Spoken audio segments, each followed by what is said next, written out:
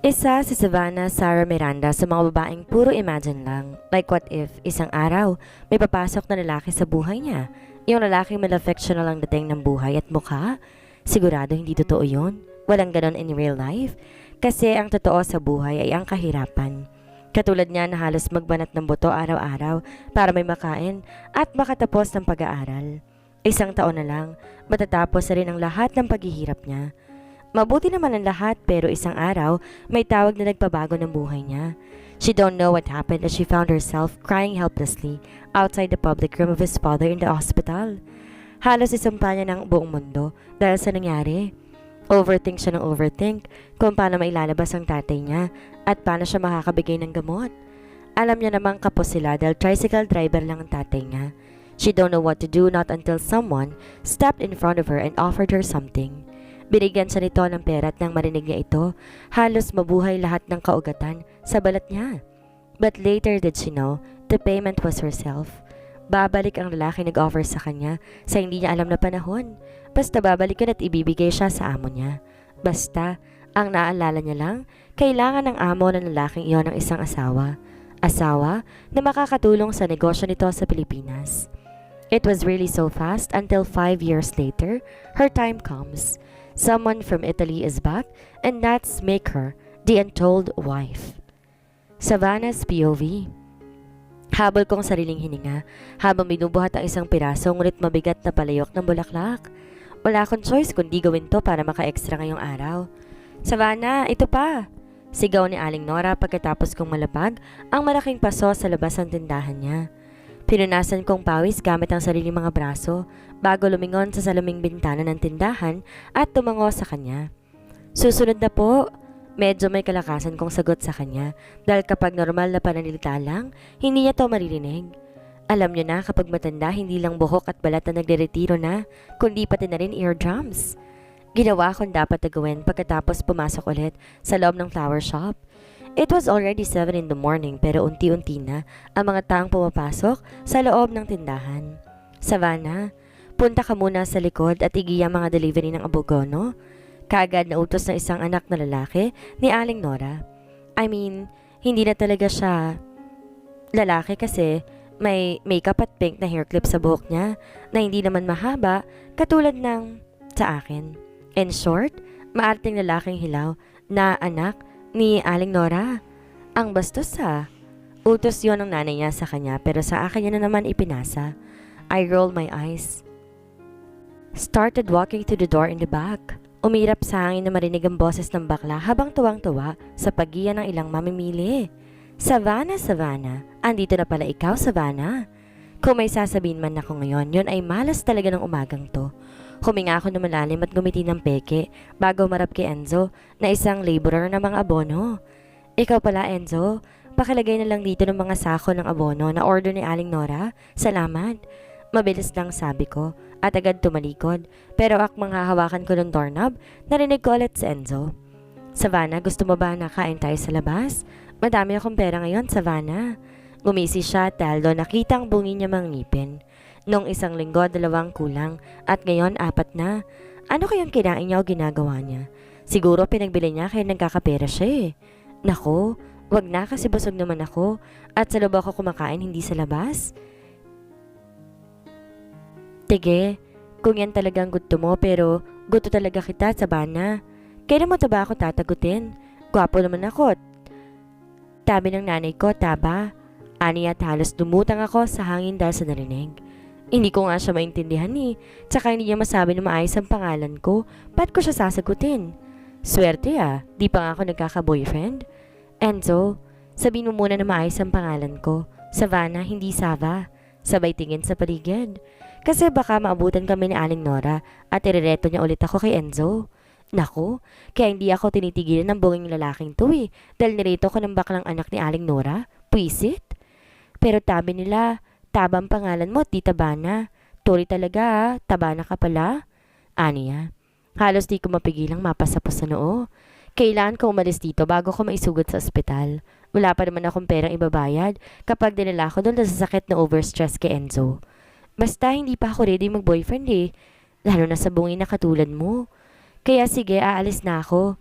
Di ko na siya inintay na makasagot at kagad na pumasok ng flower shop. Nakahinga lang ako ng malalim na may sara ko talaga ng tuluyan ng pinto. Saan ka galing? Kanina pa kita hinahanap. Hala, siget, gumalaw ka na dyan. Dahil may pasok ka pa mamaya, di ba? Tumango ako at gumiti kay Aling Nora nang madaanan niya ako habang buhat-buhat ang malit na paso ng rosas. I cleared my throat and welcomed some of the people who's entering the flower shop. Bakit ba kailangan makapagtapos ka? Pwede namang ibenta mo nilang sarili mo sa isang mayamang sugar daddy. Easy money, di ba? Ngumiwi ako nang marinig ang mungkahi ni bakla pagkatapos kong umupo sa may counter bilang kahera. Ito naman na sinasabi niya palagi sa akin. Hindi ako nag-aaral para magkapera lang. Hindi rin ako katulad ng mga kaibigan ko mga babae na mas pinipiling ibenta ang sarili sa mga panot na lalaki. Nag-aaral ako para sa sarili ko at sa pamilya ko. Pagtatama ko sa kanya, he clicked his tongue and chuckled sarcastically. Such a virgin girl. So, ilang taon ka na nga ulit? Di ba 24 ka na dapat nakapagtapos na? Natahimik ako dahil sa tanong niya. Aminado akong tumitigil ako ng pag-aaral minsan dahil sa hindi kayang gastusin, pero wag niya naman sana itong gamitin para insultuhin ako sa harapan ng isang taong nagbabayad ng bulaklak ngayon. You shouldn't make fun of that. How about you? Did you finish studying? Unti-unting nilaglag ang pangako nang marinig ang tanong ng isang hindi kilalang lalaki na nagbabayad ng isang paso ng rosas. His baritone voice was such a heaven and fantasy to hear. Pareho kaming di makapagsalita ni bakla at nakatunganga lang sa makisig na lalaki. Ngayon ko lang siya nakita rito at sa buong buhay ko. Mukhang foreigner pero nakakaintindi siya ng Tagalog. He has that stunning brown eyes and pointed nose for a man.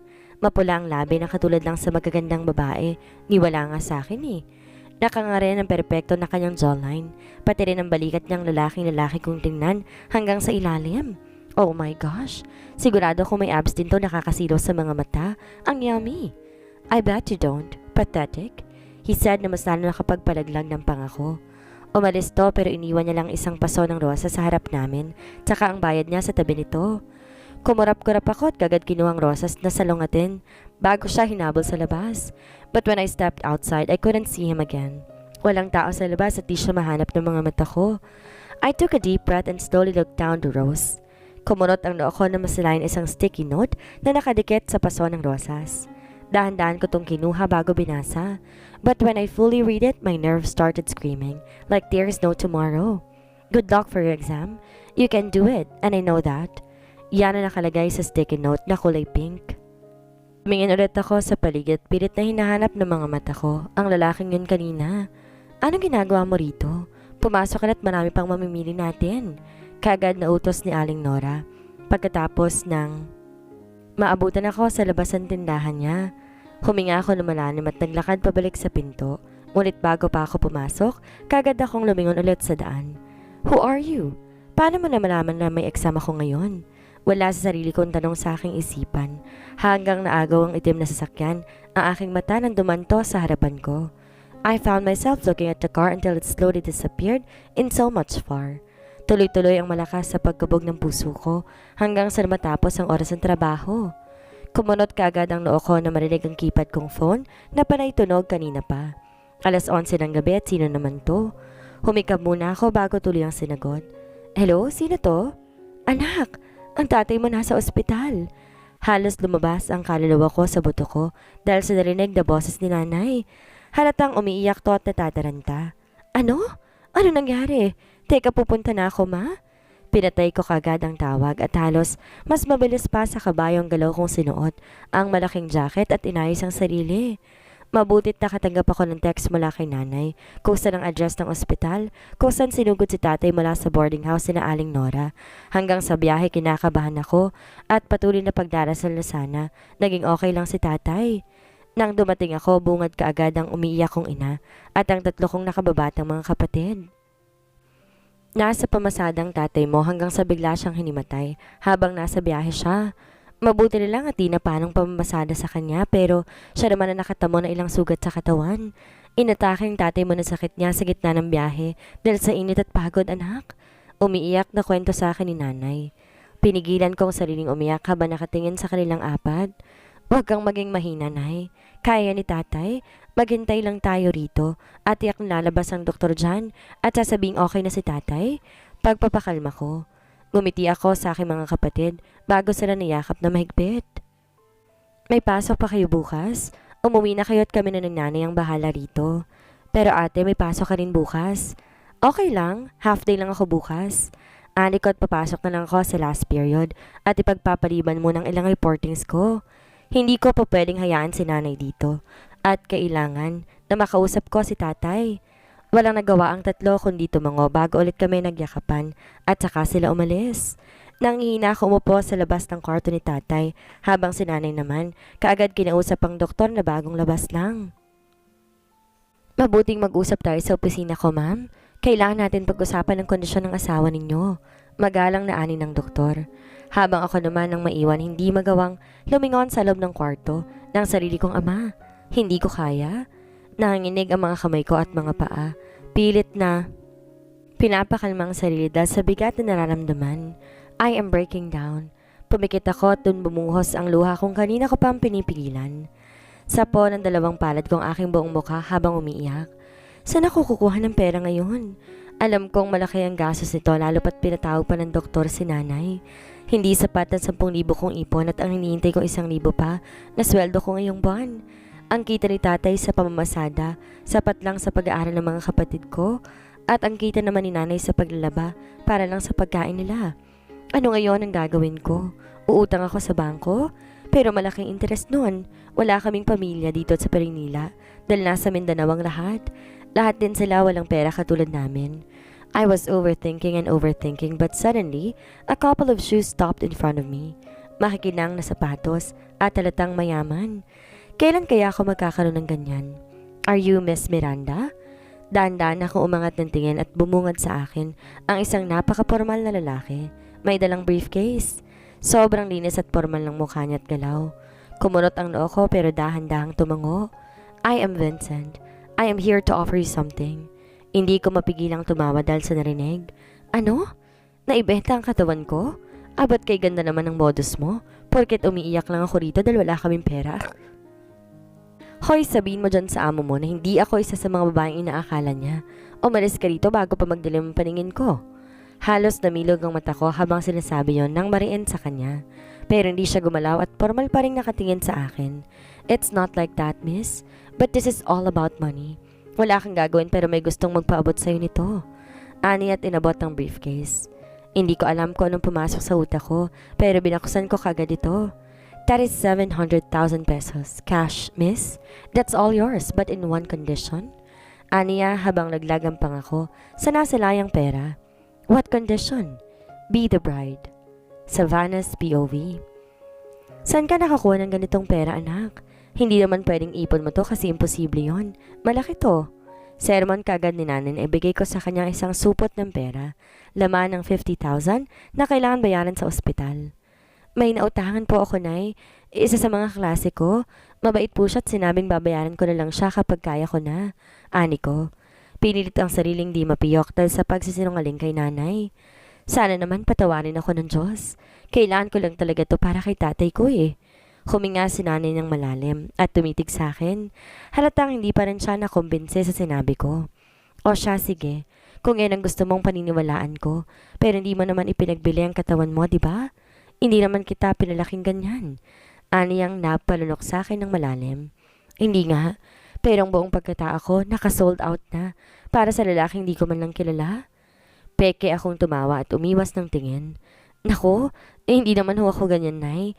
Nilagpasan ko siya at pumasok sa kwarto ni tatay. Gising na to at kumakain. Nagbabasa ng dyaryo. Kamusta ang pakiramdam mo, tay? Tanong kong magiliw. Ngumiti ako ng malawak na parang walang problema. Ngunit ngumuwi lang siya sa akin. Wala kang pasok? Di ba nasa paaralan ka ngayon? Okay naman ako rito, lalabas na ako bukas at mabuti ng pakiramdam ko. Aniya at gumiti ng tipid pero may konting sakit sa kanyang mga mata. I bit my lower lip because I know those eyes. Yung mga matang nakikita ko kapag humingi ako ng pera dati sa project pero wala siyang maibigay. Pero sinasabi niyang gagawin niya muna ng paraan. Huwag ka mag-alala dahil simula ngayon sagot ko ng lahat. Okay ng lahat, tay? May nagpautang na sa akin. Kaklase ko po at sabi niya, babayaran ko na lang kapag kaya ko na. Napatingin siya sa akin dahil sa sinabi ko. Ilang segundo pa hinila niya ako at niyakap na mahigpit. Salamat, anak. Alam kong pagod ka na pero salamat pa rin dahil ni minsan hindi ka sumuko. Bulong niya na mas lalo nakapagpakaba sa akin. Kung alam mo lang po. Tahimik akong naglalakad pabalik sa boarding house ni Aling Nora. Ngunit di pa ako gaano nakakalapit, nakakulot na ang loko na makitang ilang bag ko na sunod-sunod inilalabas ni Bakla at Aling Nora.